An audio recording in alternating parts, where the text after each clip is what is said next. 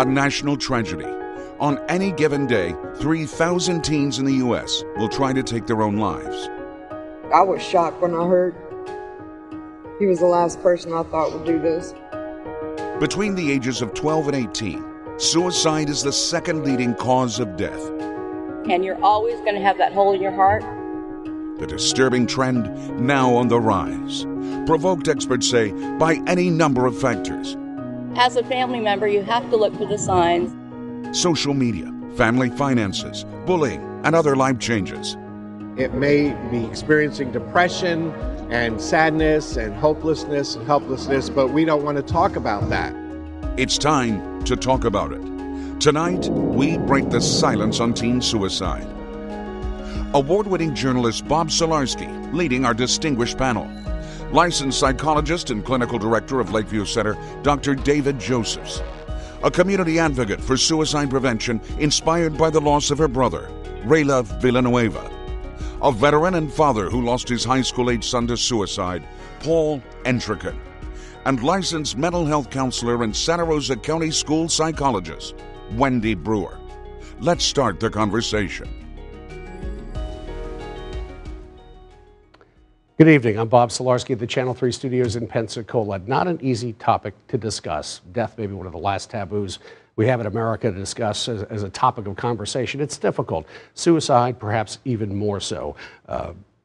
When you consider, I promise you the show will not be about numbers, but we're going to start there. You saw some of the statistics of how prevalent this topic is in America, with more than 3,000 children a day considering suicide. Many of them, I think the figure is 1 in 12, will actually try it, and too many of them succeed. Does this happen locally? It does.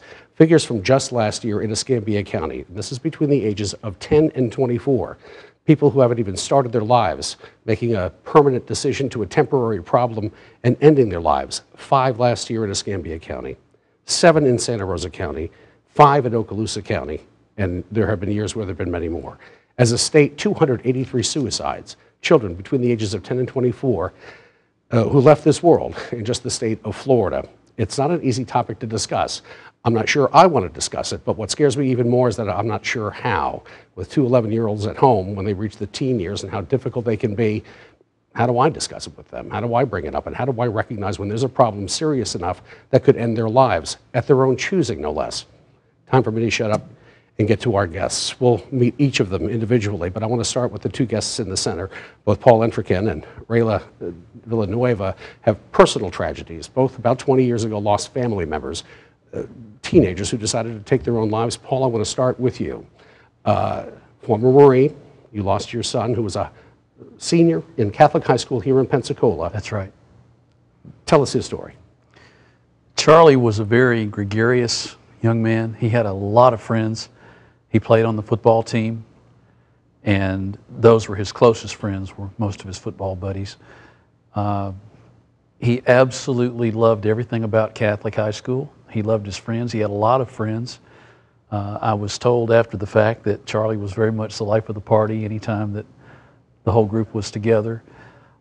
So Charlie's story is very atypical. There were no outward signs of depression.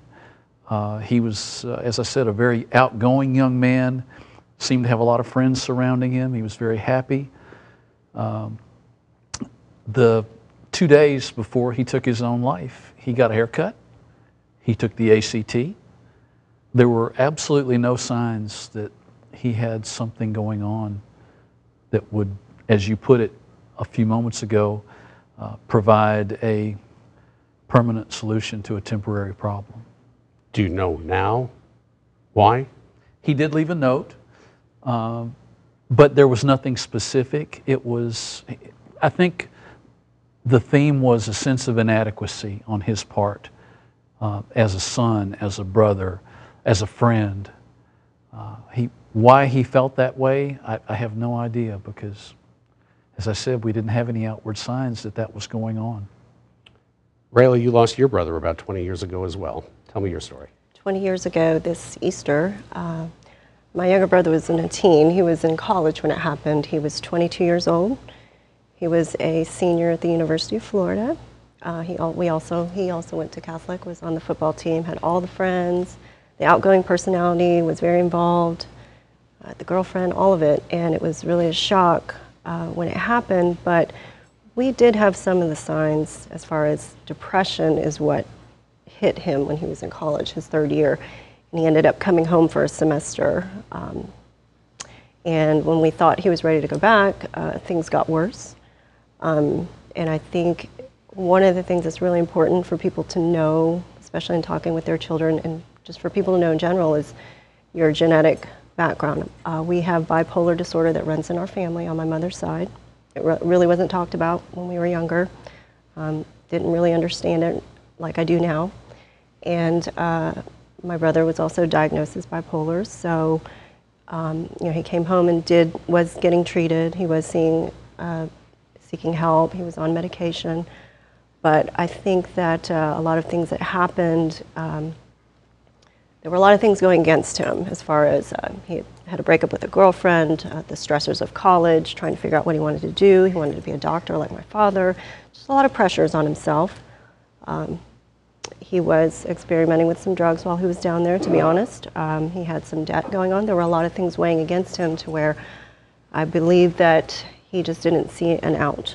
So even though he was supported he had so much support with our family, with friends, with, you know, he just still, it was his own battle, his own demons, and he chose to leave us on Easter Sunday 20 years ago.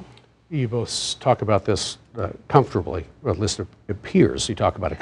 How long did it take before you could? I think it's fair to say that any parent that experiences this needs to know up front that your life will never ever be the same. You develop what's commonly referred to as a new normal, and it takes, every individual grieves differently, and it takes different folks different amounts of time and utilization of different resources to get to the place where they can still be happy and live fulfilling lives, yet not forget this extremely important person that was a part of their life for so many years. But for me personally, I'd say the first 5 or 6 years were the most difficult, and the last 5 or 6 for the most part, with the exception of the month of Charlie's death and his birth month. The rest of the time, it's not that difficult to cope. It's not an overwhelming, I think about it every day kind of a thing. Do you look back and see something now that you didn't then, I should have realized? No, and I'm grateful for that. I don't think it's a case of burying my head in the sands and not seeing an outward sign that was there. As I stated earlier. Just cold cocked you. Yeah, it was just an absolute out of the blue kind of a thing. That's going to be a terrible feeling to look back and think that there was something. Rayla, how about yourself? Is there something that you look back on your brother and say, if only I had? Well, I don't know. I feel like we did everything we could. And I think it was just, he was so far gone, you know, just so deep in his depression that the pain was so great that there wasn't anything that was going to Pull him out of it. Pull him out of it. And, you know, the way I reacted was, you know, my brother and I were very, very close. He was just 2 years younger than me, and we were in high school at the same time. And, you know, I couldn't let him die that way. So I chose to become an advocate right away. And in trying to help other people, I still wasn't allowing myself to grieve. So that is one important thing for survivors, to realize that you have to grieve. You have to go through the stages and allow yourself that time. And Absolutely. That's how I met his ex-wife, was through a support group.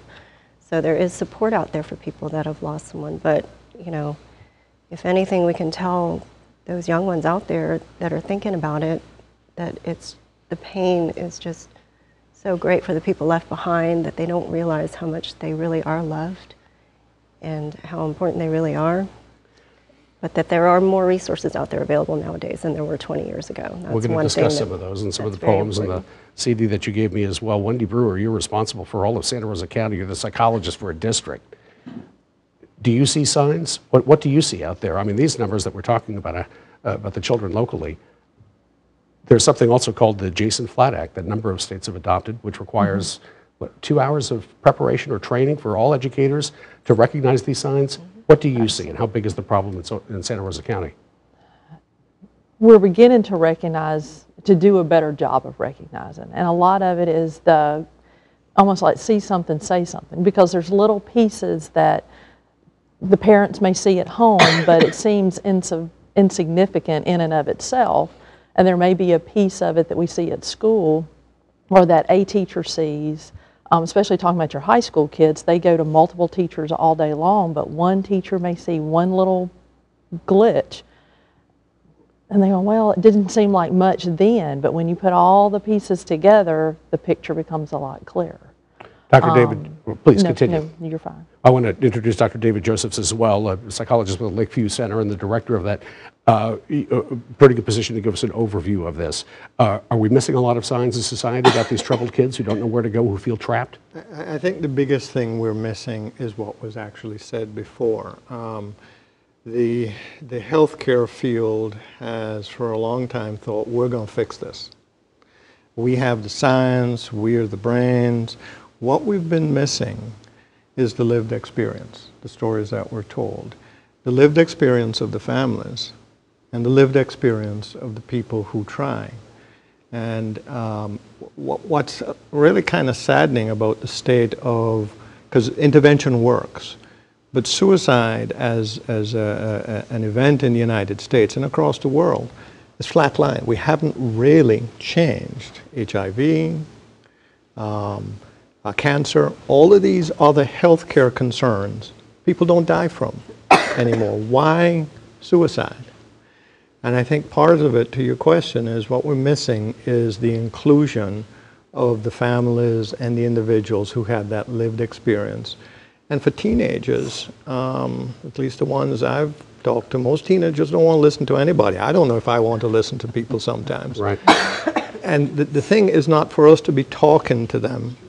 It's for us to be listening. We'll pause there. We're going to learn how to listen. Not so sure I'm very good at it sometimes when it comes to my children. How to spot these things when we come back. Please don't go away. Don't brush stuff under the table. If you think somebody is that depressed, even if they've attempted before and it was considered a cry of help, help them. Because once their mind is set up, they'll follow through.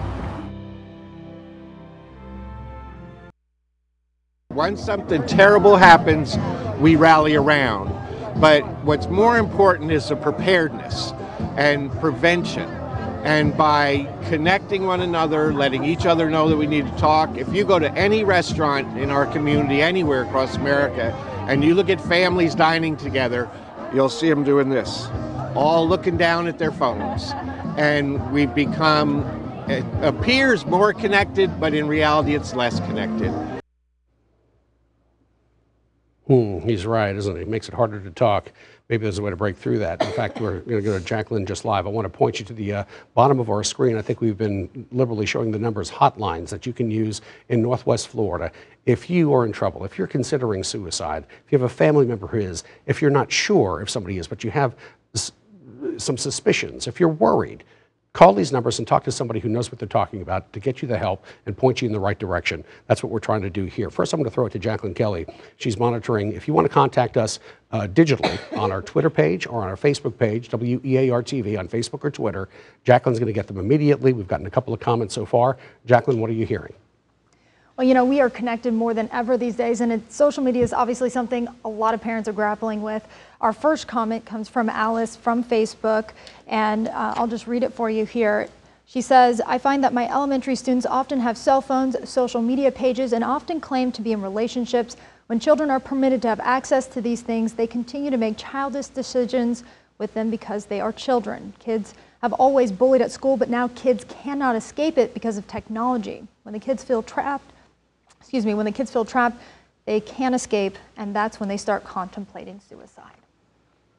All right, Jacqueline, thank you. That feeling of entrapment, I think I've had it myself a few times over the years. I think, you know, every one of us has been in a position where we feel overwhelmed, that there is no out, there is no escape. Thankfully, the vast majority of us find some way out. We find some help, we find our way to strengthen and go through it. Not everybody can. But let me ask you then, is this problem, how much is it exacerbated by substance, peer pressure, outside factors, pathological or genetics, as you said, with bipolar disease, or is this simply a learned behavior for some teenagers? Well, all of the above. But the decision, I think we heard that, and a lot of families are confused. Actually, a lot of professionals are confused why people sometimes kill themselves. And at the moment, there's this sense of, I'm not worthy, I don't belong, and somehow I'm burdensome to the people who love me. Now, this is a belief. If we were to probably look at most folks, it's not objective truth, but it is that subjective belief that causes the behavior. This is why interventions are so important and talking to people are so important, is to help kind of pull, well, that's really not true. People kind of do love you. You said intervention works. What does that entail? What is intervention if we're talking about a teen considering suicide? The biggest intervention, as I said, is to listen to the teen. I think sometimes we're so geared and to tell teens, and actually to tell people this is what you should do. It kind of pushes people away. Mm-hmm. So the first part of intervention is allowing folks to talk and say that there are options. The other thing is pointing out perspective. We're as adults, we got through our teenage years. Most of us, mine was pretty bumpy. Teenage life is tough. Always has been, and probably is even more so now. And so the intervention is recognizing that each teenager, each child is unique. They have their own stuff. And it might seem simple to us, but if it ain't simple to them, that's what we need to take note of. Is there an age that if you intervene and they get past a certain age or a certain level of maturity where you don't have to worry about them anymore? Is this something that if you're a teenager and you consider suicide, is this something that's going to revisit you in the course of your life? And I think the rest of the panel may have some insight on this, but my experience has been, like with most challenges in life, once you kind of surf that tough wave and you realize you can surf now, the other waves don't hit you as hard, and you build up this kind of strength, this kind of resiliency that well, yeah, kind of things suck a little bit, but last time they sucked, I got through it. Mm-hmm. Wendy, how often does this come into your door? How often in Santa Rosa County does this issue of, geez, I think a child is considering suicide or is exhibiting some sort of a behavior where you've got to step in? Is this frequent? Our counselors, our guidance counselors, our certified school counselors are typically those on the front lines where the classroom teacher really sees something or hears something in the hallway. They're going to call that classroom, that school counselor that's school-based all the time. As a school psychologist, we typically don't get involved until maybe the school counselors are not available at that time or if we happen to be at that school site because we serve multiple sites. Probably the biggest thing is, just like you were saying, is the kid's perspective of the way things are going right now. Because as adults, we can look at it more objectively and say, you will get through this. This is what you need to do. But a kid's perspective of it is often skewed, and they do have that very hopelessness, and they can't get past it. If everything they do is out in the middle of social media for the world to see, and they feel like if all their friends have seen it, then the entire world must have seen it. And then they can't, how can they ever show up back at school and face whatever it was, which as adults we're like, oh gosh, come on, it'll be okay, suck it up. And they are just devastated by it. How accurate, the comment that Jacqueline read about the preponderance of social media and these phones, and you can't walk away from your bully if you're carrying them around in your hand with your cell phone all the time. That's very true. How big a component is that in the growing of the problem? Because the kids all have, they're not so much on the Facebook because they think that's all for old folks, but they have their storylines going with Instagram and Snapchat, and so that Snapchat is right then. And so one friend gets it, then 100 friends get it. So they feel that it has just absorbed them, completely consumed them by whatever the event was. And so trying to get them to rein it back into normal and rational judgment, it's very difficult because at 10 years old, they just don't have that. At 12, at 15. They're So what's just your not first step real when you rational. realize that there's an at-risk child? Immediate intervention on your part, or are you contacting a Dr. David Josephs, Absolutely. First, we're or gonna all of the bring above? them in and put them in a secure location, you know, where somebody, some adult has eyes on them at all times. And then try to assess the validity of what they're saying. And do they have a means for doing this? Are they supervised when they get home? What is the access to firearms and drugs and older siblings that can get them these things that maybe the younger child doesn't have access to, but they have friends that do? Or they go to a friend's house where the parents aren't supervising as much. So all of those kind of things, if they have a plan, if they've thought about it, if they've talked about it, if they've surfed it on the web to investigate more, if they're looking and asking, they've thought about it. Rayleigh, you mentioned that there were, back when your brother committed suicide, there weren't the resources that exist today. And the ironic part, you've become a resource, but had to go through the trauma of what you went through. And Paul, in the same shoe, you've become a resource as well. What resources exist today that didn't exist then, and what more do we need? Well, you know, like the National Suicide Prevention Lifeline that was just listed on the TV, that's one that is definitely prevalent, available 24/7. And now there's a crisis text line because we know that you know, the younger generation are going to be more inclined to maybe text with a trained counselor when they're having a problem, as opposed to actually physically talking about it. And that's a safe place for them. So I've actually tested it myself. I mean, if I'm going to put these resources out there, I got to make sure they work. So I've called it the Lifeline. I've used the crisis text line, and it's immediate. These are trained professionals, and if they, you know, they are trained to see, you know, to lead them to the right help from there. Now, you created a walk as well in Pensacola, is that correct? Well, I helped start an organization that is now Active Minds out at UWF, the University of West Florida, which Pensacola State College also has a chapter. And we started out, we were called Students for Suicide Awareness, but now they're under the umbrella of Active Minds, which is students advocating for the mental well-being of other students. And we did start a walk out on campus. I think they just had their 8th walk, Seeds of Hope. Now there is another local walk because there is the American Foundation for Suicide Prevention now has a local chapter in Santa Rosa Beach. So we have Jaime Thurmond, who is also a suicide survivor, who put on the first community walk. So there are more and more walks available for families or just community members to come out, or people who are dealing with depression and feel alone. They know that they can come out and be a part of this support, even with strangers, and you feel like a part of something, and you're helping raise awareness, you're helping raise money for research and prevention programs and all of this. So it's starting to get out there more and more, but it just needs to be continually on the forefront because the statistics keep going up. 1,100 college students take their lives every year. That is the exact same number as my brother 20 years ago. So that statistic hasn't changed. So for me, what Paul was saying. Yeah, I chose, well, I want to raise awareness on the college level, but unfortunately, you know, the resources in the student groups need to be in the high school level. They need to be elementary. And in middle school in some cases too. The youngest person in our support group that had taken his life was 12 years old. 12, that's 5th grade. That's horrible. That's just not, it's unacceptable. So. All right, we're going to talk about more some of the resources that are available out there, the signs that you need to look for, and if you're a parent, how to begin that conversation with your child. If at all you have any kind of fears that any of this is going on, you have to act, you have to talk, but how? We'll talk about that when we come back.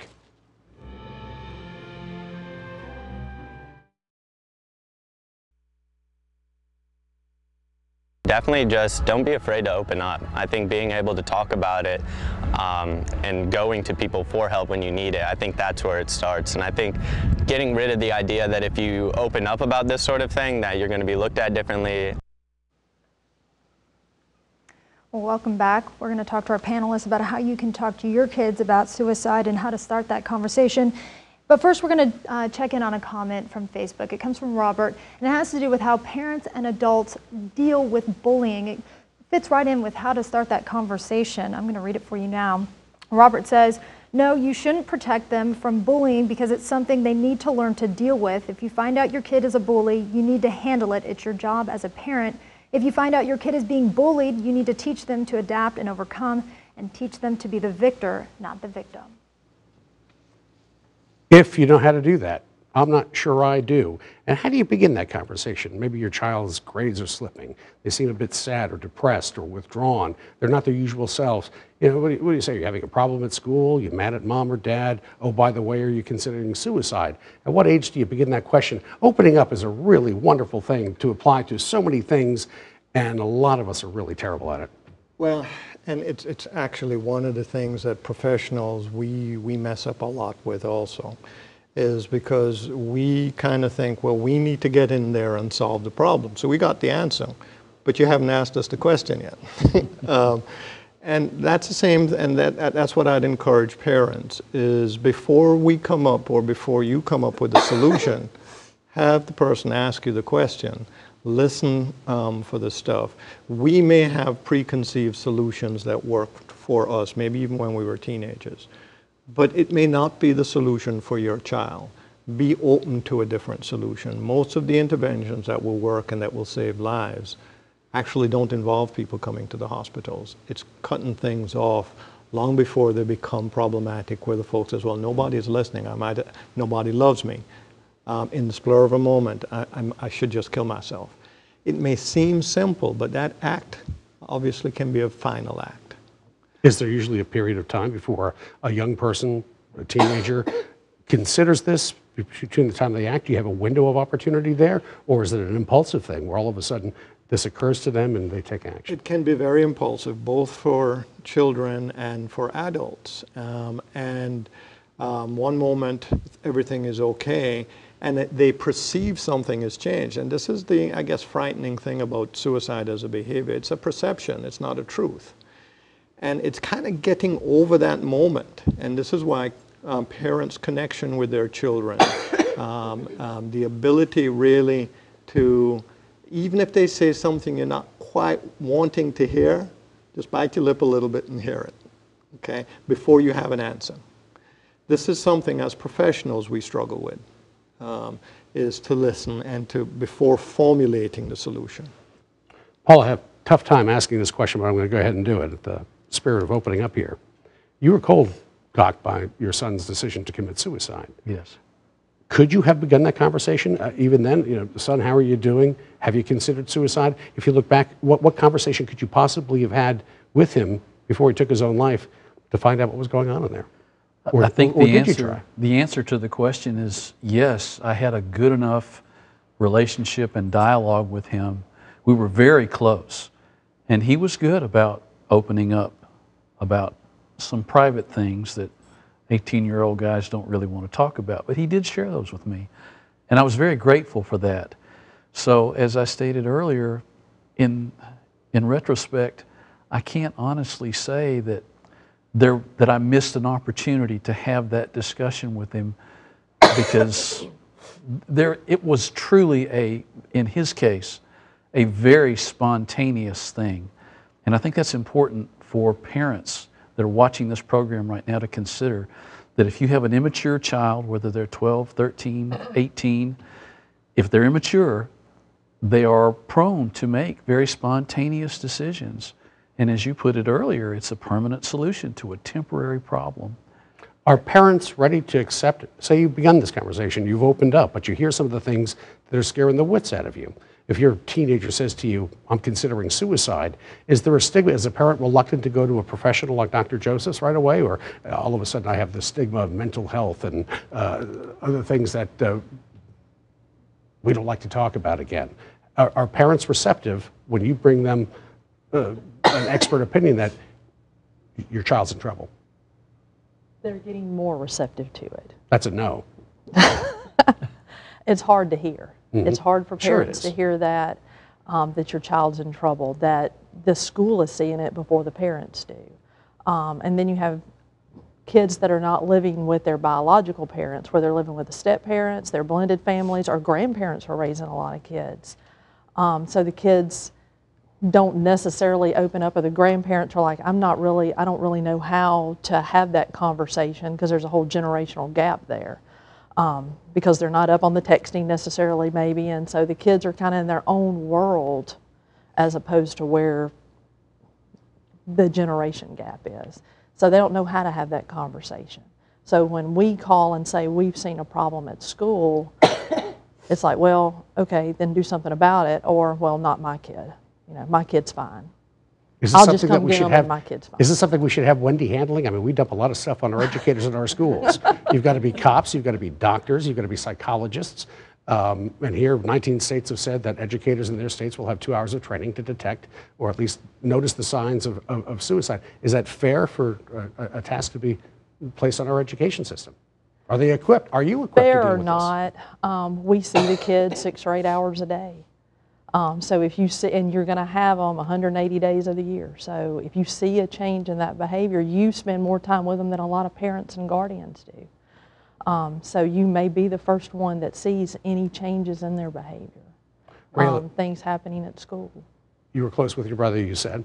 He had some issues, bipolar, dabbled in drugs, whatever else was going on. Did you ever think it would come to this? And did you ever have a kind of conversation with your brother that revealed the true scope of what he was considering?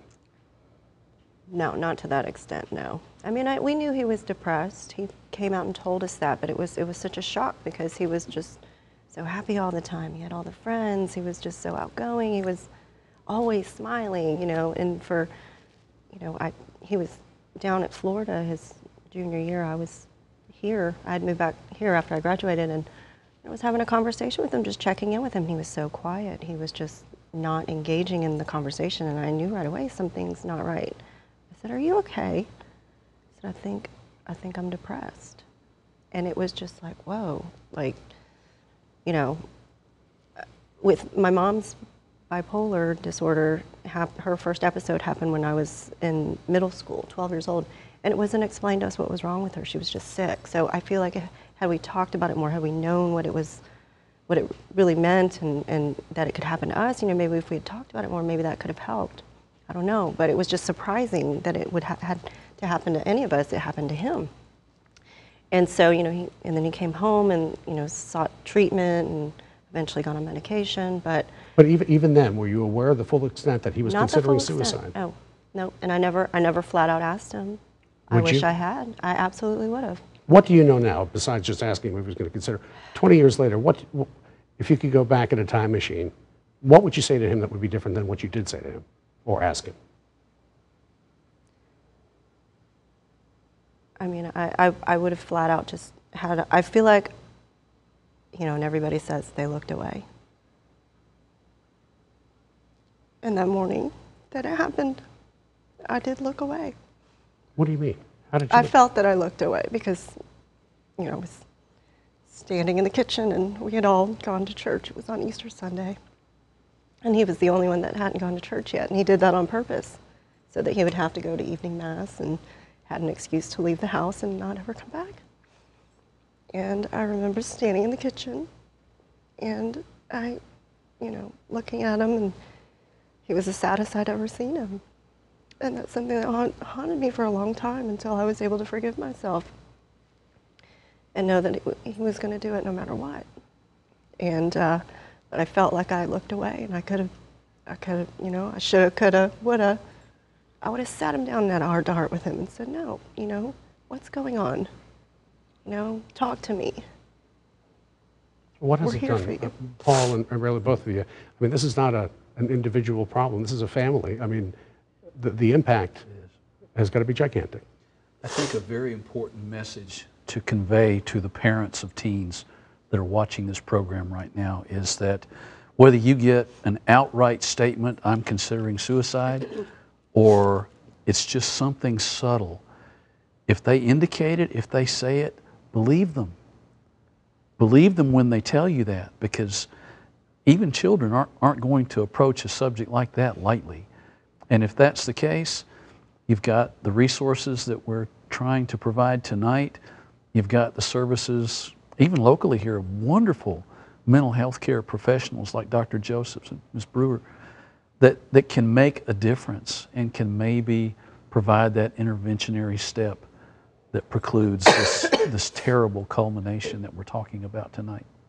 And I'd like to offer, Bob, that, you know, as you hear from real and families, is the sense of guilt of what could I have done. Yes, ask the question, But you know, what we need to families to understand, and also individuals out there who are considering it, is you're exposed only to a small slice of your child's life.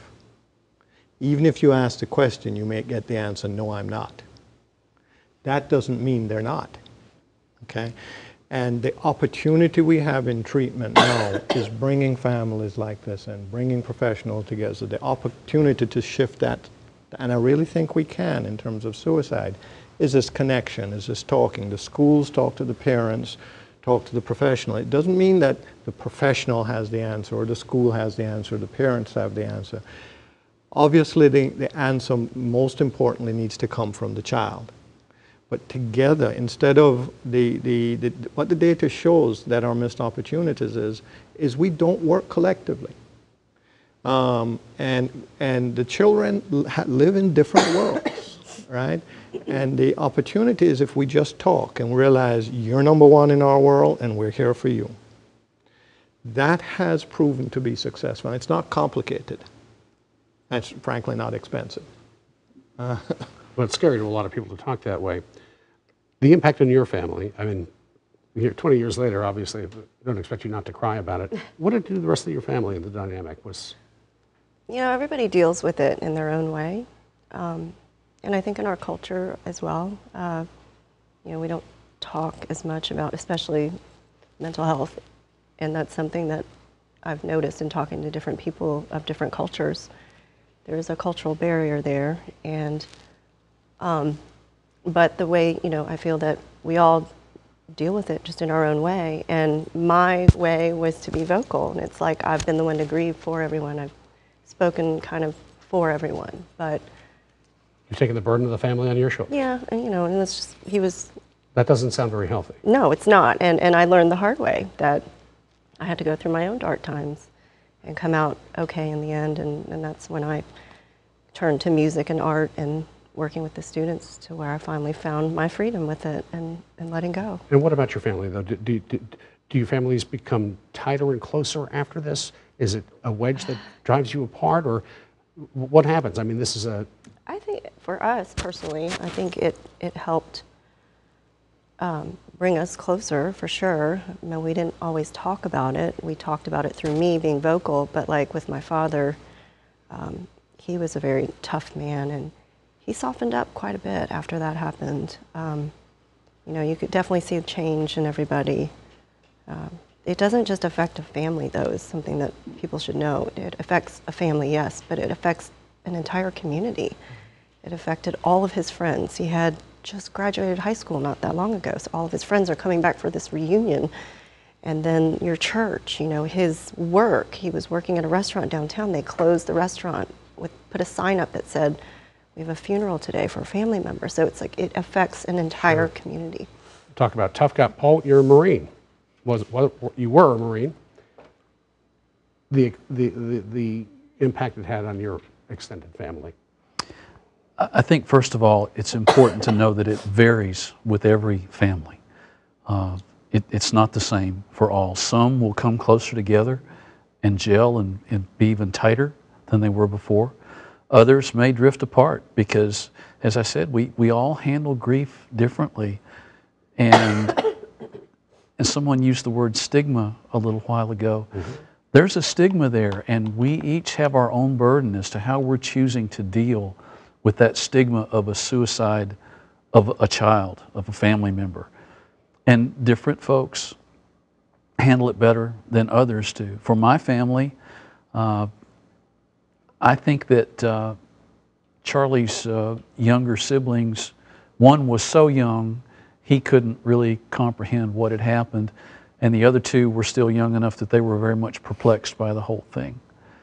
So, but over time, I think if anything, it's been a bonding factor that helps them to appreciate the relationship that they have with their siblings, because they know that things can change, and it's extremely important to them now to love each other.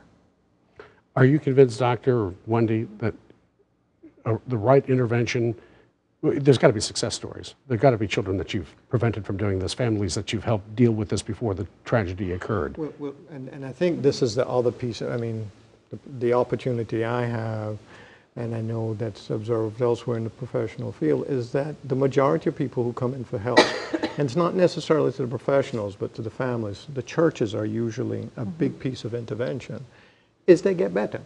90% of people get better. 90% of people, actually more, who consider suicide never kill themselves. It's getting over that hurdle. So I am very hopeful. It is getting out to the individuals, the young people who are thinking, well, something that happened that your parent has no clue about is the reason you should end your life. If you don't want to talk to your parents, go talk to somebody else. Talk to a friend. Talk to somebody, to a minister. But talk to somebody. Chances are that thought you're having ain't right. And there's a chance somebody out there has gone through it and can help you through it as well. Success stories and what to do. We'll talk more about that when we continue. If they act differently, or they're asking you questions that might make you think, okay, I wonder why they're asking me that. Step in, be a voice for them. Don't give up. Don't leave them alone. Always make sure to let them know you're there for them, and even take them to get help. Well, welcome back. We've got a question from Justin from Facebook. He says, we need more people to step up and be mentors and leaders for young women and men. And his question is, what type of programs are there available for teens here in our area? Bob? I see the Big Brothers Big Sisters mentioned. Yes, there's very active Big Brothers Big Sisters groups, and a lot of there's so many groups calling for mentors here. We're talking about in the commercial break as well, peers and the importance. But let's talk about that. Some of the places you can go to when it's not mom and dad, who you might be more comfortable talking to a peer, as we've discussed, or talking to a. What about mentoring? You were mentioning also. I want to get that in because you know what, I'm going to forget. So let me come back and mention you've got something going on tomorrow night that's going to raise awareness. Oh, no, I was just going to say there is a webinar on teen depression, what families and schools can do for reluctant teens. It's tomorrow from 11 to 12 Central Time. You can go to the International Bipolar Foundation, that's ibpf.org, and stream it at 11 o'clock, or you can also, it'll be archived. So I think that is good timing. All right, well, let's talk about peers and mentors as well. That's going to be the most effective way to reach a kid. It's also one of those scary, scary topics, because a teen will tell a best friend, you know, I'm thinking about this. The teen thinks the best friend, I don't want to violate my friend's confidence, so I don't want to tell anybody. Puts that other teen in a tough position. But I guess I'm saying to the best friend, be a best friend and tell somebody. Maybe that's why they told you, is so that you can tell somebody. They might not ask you that, because it's probably best friends, whether it's for teenagers or for adults, that will hear this first. Well, we've seen similar things work with Kids Crime Stoppers, a program. I'm not sure how active it is in local schools, but I know it exists and been very successful when kids are asked to text or anonymously, you know, get a gun out of school or a drug out of a school. Well, in this case, helping a friend out. What kind of things exist in Santa Rosa County for peers to, if I have a friend who is considering this, has mentioned suicide, what do I do in Santa Rosa County as a student? They do have the texting programs in the different high schools. They have their own apps and stuff. And they have the counselors that, we have CDAC counselors, we have the military family counselors in there, and then we have our certified school counselors. But do kids use those? I never went to a counselor in my entire school career. I knew they were there. I knew I had problems, but I'd be darned if I was going to go find an adult I didn't know in some scary office and tell you my deepest, darkest secrets. Well, sometimes they do it by texting first and kind of bridge that gap there. They want to kind of warm up a little bit before they see you face to face and have to talk about it. And sometimes we do it through support groups. The CDAC counselors have support groups for kids during different time blocks of the day where the kids can come and they're with just a couple of their peers that are having some of the same feelings or exhibiting some of the same characteristics or have some of the same things going on in their lives. So then they see that they're not alone, that they're not the only one that's feeling that way. And that kind of starts that process. And as we were saying in the commercial break, these thoughts are prevalent. I mean, most humans have the thought about, oh, things are so bad, I should just end it. Most people get past that somehow, but it's where's the difference between the thought of it occurring to you and the planning stages? Where does that separate or? And that's a great question for actionable prevention of suicide. Where thoughts and completion of suicide come together is opportunity. So if you have thoughts and you have opportunity, the chances are greater. So to families, to the community, remove the opportunity, remove guns, remove lethal means, so that the opportunity is less available, the thought will pass.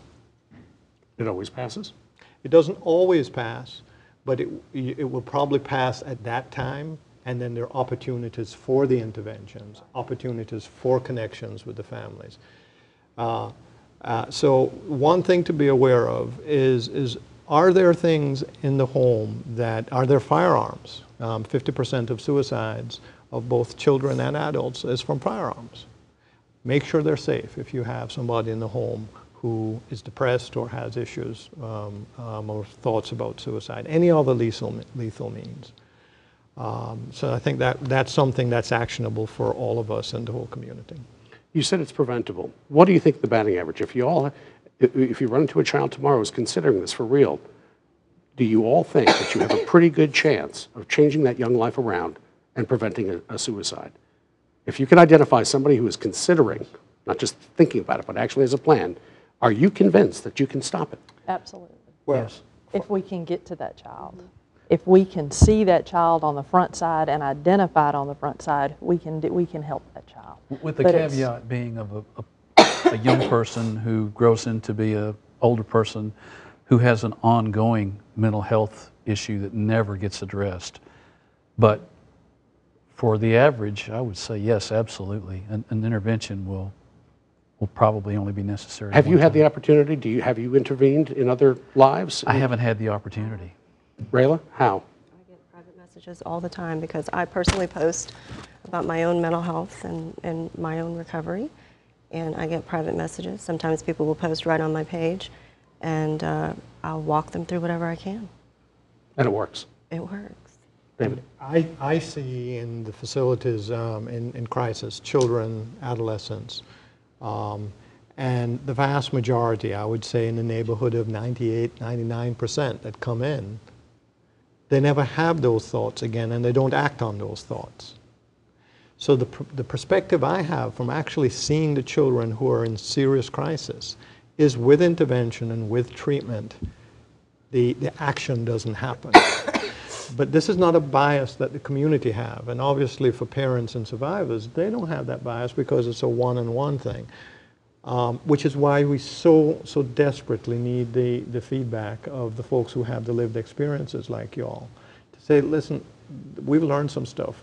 And being advocates, as Rayla is, because it does make a difference. The intervention does work. Medically as well? Are there medicines for this?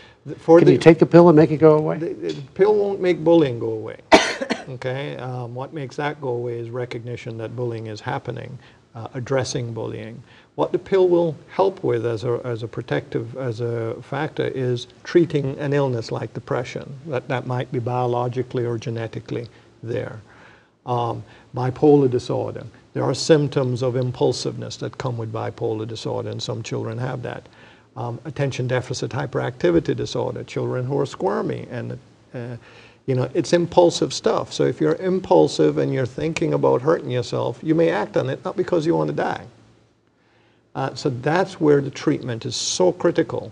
Remember, these are brain issues, right? And we want these young, talented brains to grow up.